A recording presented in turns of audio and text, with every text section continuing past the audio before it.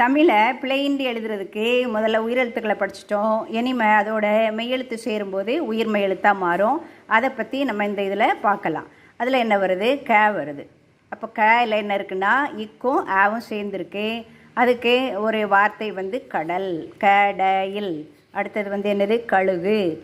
அதுக்கு அடுத்தது கறி. இதில் நான் கழிவறையும் கொடுத்துருக்கேன். ஏன்னா அது கொஞ்சம் பெரிய வார்த்தையாக இருக்கிறதுனால பிள்ளைங்க என்ன செய்யும், வாசிக்கிறதுக்கு சிரமப்படலாம்.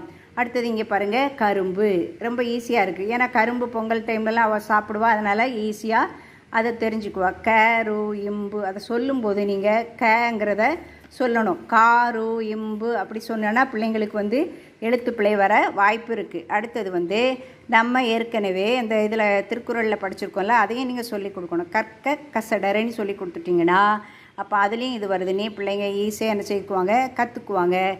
Happy learning, enjoy.